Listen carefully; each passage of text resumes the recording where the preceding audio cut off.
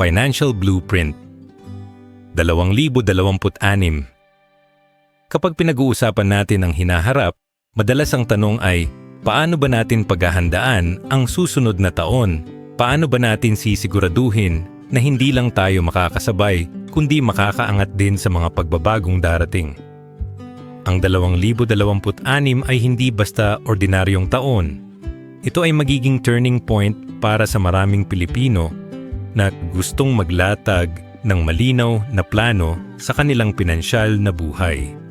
Kaya ngayong araw, samahan ninyo ako sa isang mahabang paglalakbay ng pagbibigay ng konkretong direksyon kung paano natin mabubuo ang tinatawag nating Financial Blueprint 2026. Kung handa ka na, simulan na natin. Kung babalikan natin ang nakaraang mga taon, nakita natin kung gaano kabilis magbago ang ekonomiya. May pandemya, may inflation, may mga bagong teknolohiya na nagbago ng paraan ng trabaho at negosyo.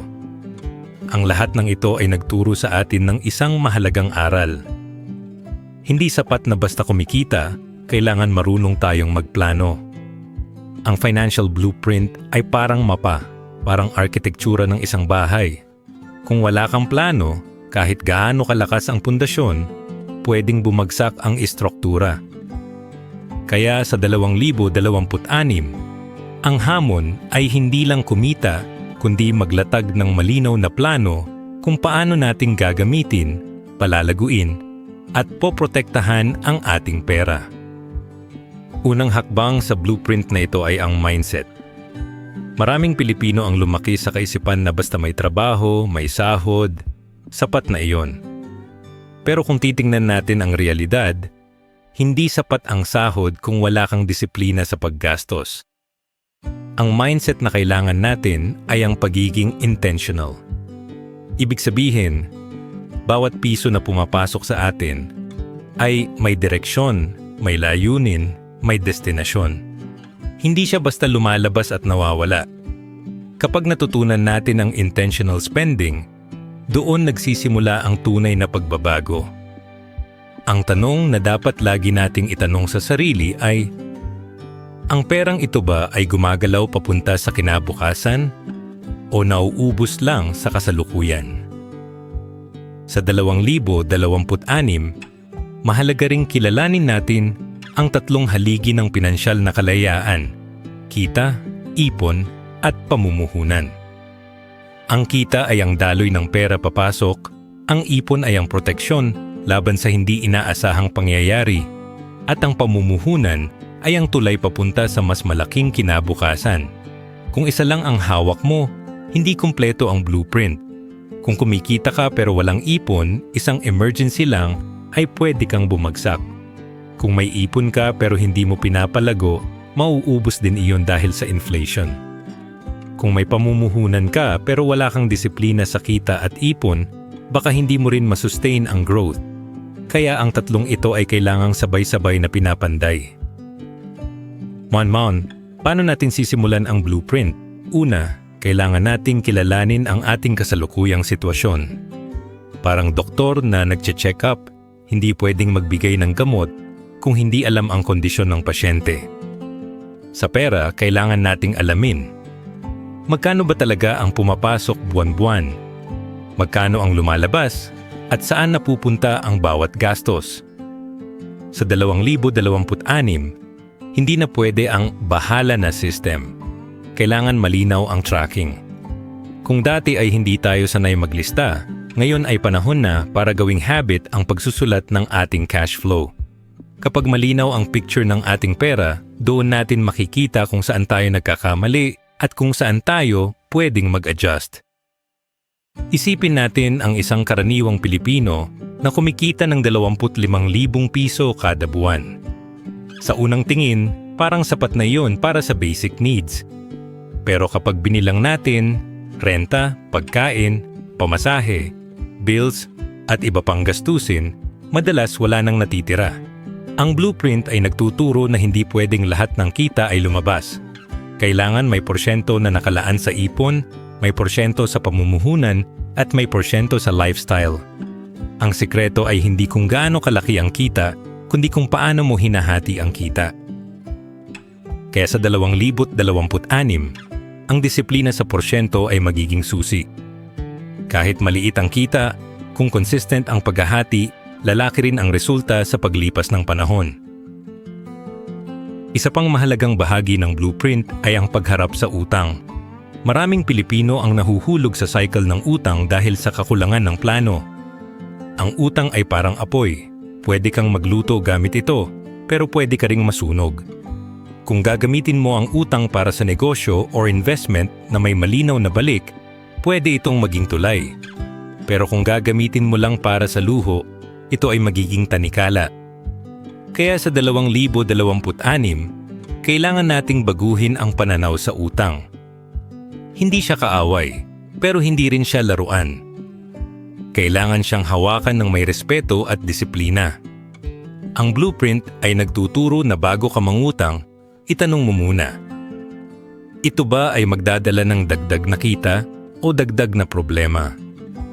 Habang tinatahak natin ang blueprint, hindi natin pwedeng kalimutan ang papel ng education.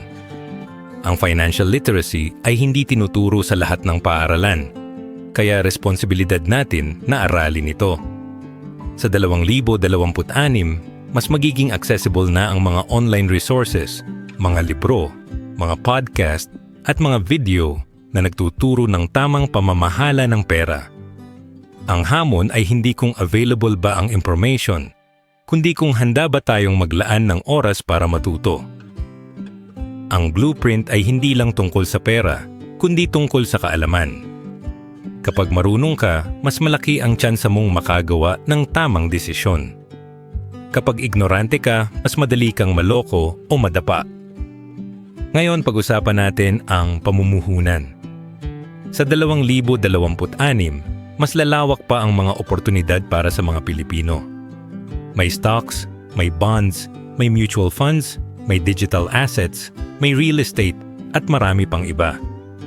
Ang blueprint ay hindi nagsasabing lahat ay pasukin, kundi piliin ang bagay na akma sa iyong risk appetite at layunin. Kung ikaw ay bata pa at may mahabang panahon, pwede kang mag-invest sa mas risky assets dahil may oras kang bumawi. Kung ikaw ay malapit na sa retirement, mas safe na investments ang kailangan. Ang mahalaga ay hindi ka natutulog sa pera. Ang pera na nakatambak lang sa bangko ay unti-unting nababawasan ng halaga dahil sa inflation. Kaya ang blueprint ay nagtuturo na ang pera ay dapat gumagalaw, dapat nagtatrabaho para sa iyo. Sa kabilang banda, hindi rin pwedeng puro pamumuhunan. Kailangan may proteksyon. Dito pumapasok ang insurance. Maraming Pilipino ang nagdadalawang isip sa insurance dahil iniisip nila na dagdag gastos lang ito.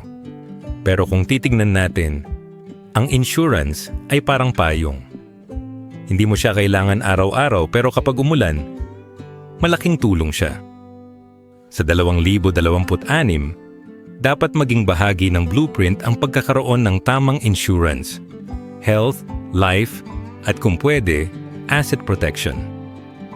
Hindi ito luho, kundi seguridad. Kapag may insurance ka, hindi mo kailangang ubusin ang ipon mo kapag may emergency. Ang blueprint ay nagtuturo na ang proteksyon ay kasing halaga ng paglago. Habang lumalalim tayo sa blueprint, kailangan din nating pag-usapan ang papel ng pamilya. Sa kulturang Pilipino, hindi hiwalay ang pera sa pamilya. Madalas, ang kita ng isa ay para sa lahat.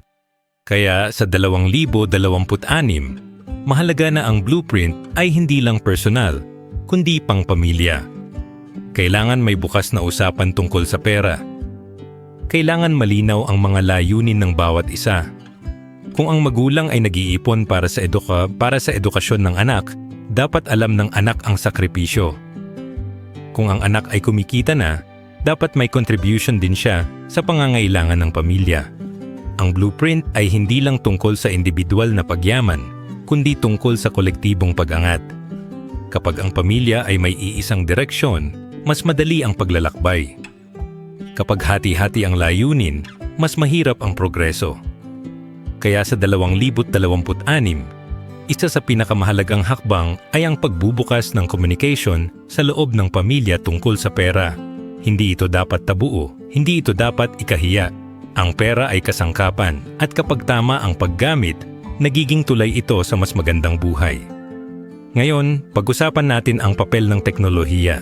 Sa 2026, mas lalong magiging digital ang lahat ng aspeto ng ating pinansyal na buhay. May mga apps na magtuturo sa atin kung paano mag-budget, may mga online platforms para sa pamumuhunan, may mga digital wallets na magpapadali ng transaction. Ang Blueprint ay nagtuturo na hindi natin dapat katakutan ng teknolohiya, kundi yakapin ito. Kung dati ay manual ang lahat, ngayon ay automated na.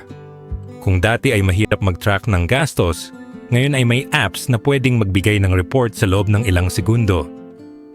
Ang hamon ay hindi kung available ba ang teknolohiya, kundi kung handa ba tayong gamitin ito ng tama. Kapag marunong tayong gumamit ng digital tools, mas madali nating makikita ang kabuuang larawan ng ating pinansyal na buhay. Pero kahit gaano kaganda ang teknolohiya, hindi nito mapapalitan ang disiplina.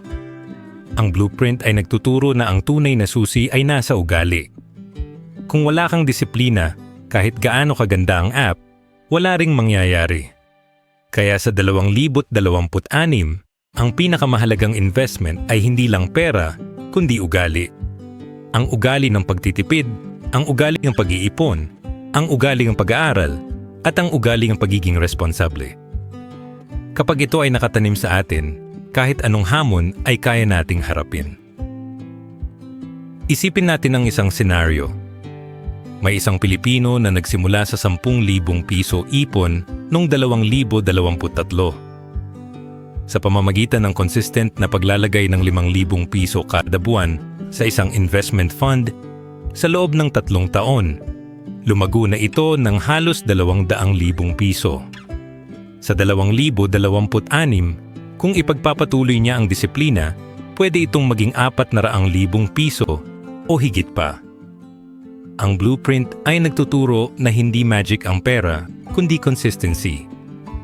Ang maliit na hakbang, kapag paulit-ulit, nagiging malaking resulta. Kaya sa 2026, ang hamon ay hindi kung kaya ba natin mag-ipon ng malaki agad, kundi kung kaya ba natin maging consistent sa maliit na hakbang. Habang tinatahak natin ang Blueprint, kailangan din nating pag-usapan ang papel ng komunidad. Sa kulturang Pilipino, malaki ang papel ng bayanihan. Kapag nagtutulungan, mas mabilis ang progreso. Kaya sa 2026, mahalaga na hindi lang tayo nakatingin sa sarili, kundi tumutulong din sa iba. Ang financial blueprint ay hindi lang tungkol sa personal na yaman, kundi tungkol sa collective prosperity. Kapag ang komunidad ay may tamang kaalaman sa pera, mas mababa ang tsansa ng kahirapan. Kapag ang bawat isa ay marunong mag-budget, mas mababa ang tsansa ng pagkakautang. Kaya ang Blueprint ay nagtuturo na ang kaalaman ay dapat ibahagi, hindi itago. Kapag natututo tayo, dapat turuan din natin ang iba. Kapag umaangat tayo, dapat hilahin din natin ang iba. Ngayon, pag-usapan natin ang papel ng gobyerno at ekonomiya. Sa 2026, hindi natin pwedeng ihiwalay ang personal na plano sa mas malaking larawan ng bansa. Ang inflation, ang interest rates, ang mga pulisiya ng gobyerno, lahat ito ay may epekto sa ating pera. Kaya ang Blueprint ay nagtuturo na kailangan nating maging aware sa mga balita, sa mga pagbabago, sa mga trend. Hindi pwedeng ignorante. Kapag alam natin ang galaw ng ekonomiya, mas madali tayong makakagawa ng tamang desisyon. Kapag hindi natin alam, mas madali tayong madadala ng agos. Kaya sa 2026, mahalaga na maging informed tayo. Ang Blueprint ay hindi lang personal, kundi pang ekonomiya rin. Habang lumalapit tayo sa dulo ng ating paglalakbay, kailangan nating pag-usapan ang ultimate goal ng Blueprint. Ano ba talaga ang layunin ng lahat ng ito? Ang layunin ay hindi lang magkaroon ng pera, kundi magkaroon ng kalayaan. Ang financial freedom ay hindi ibig sabihin na milyonaryo ka, kundi ibig sabihin ay may kakayahan kang pumili ng buhay na gusto mo nang hindi ka alipin ng pera. Kapag may ipon ka, hindi ka natatakot sa emergency. Kapag may pamumuhunan ka, hindi ka natatakot sa inflation. Kapag may insurance ka, hindi ka natatakot sa sakit. Kapag may disiplina ka, hindi ka natatakot sa bukas. Ang blueprint ay nagtuturo na ang tunay na yaman ay ang kalayaan. Sa 2026, ang hamon ay hindi lang kumita kundi magplano. Hindi lang mag-ipon kundi mag-invest. Hindi lang mag-invest kundi mag-protect. Hindi lang mag-protect kundi magturo. Ang blueprint ay isang cycle. Kapag kumpleto ang cycle, doon nagsisimula ang tunay na pagbabago. Kapag kulang ang isa, mahirap ang progreso. Kaya sa 2026, ang hamon ay kumpletuhin ang cycle. Ang kita, ang ipon, ang pamumuhunan, ang proteksyon, ang education, ang pamilya, ang komunidad, ang ekonomiya, lahat ito ay bahagi ng blueprint. Kapag sabay-sabay silang gumagalaw, doon natin makikita ang tunay na resulta. And sa huli, ang blueprint ay hindi lang papel, hindi lang plano, hindi lang salita. Ang blueprint ay action. Kapag hindi natin isinabuhay, wala ring mangyayari. Kaya, sa 2026, ang hamon ay hindi lang intindihin ang blueprint, kundi gawin ito. Kapag ginawa natin, doon natin makikita ang pagbabago. Kapag ginawa natin, doon natin mararanasan ang kalayaan. Kapag ginawa natin, doon natin mararamdaman ang tunay na yaman. Paki-like ang videong ito kung nagustuhan ninyo. Mag-comment sa baba kung ano ang natutunan nyo dito. At para sa mga iba pang content like this, mag-subscribe kayo sa ating YouTube channel. Muli ako po si Edward Giles at ito ang Gintong Ugali YouTube channel. Maraming salamat sa panonood at kita-kits sa susunod na video.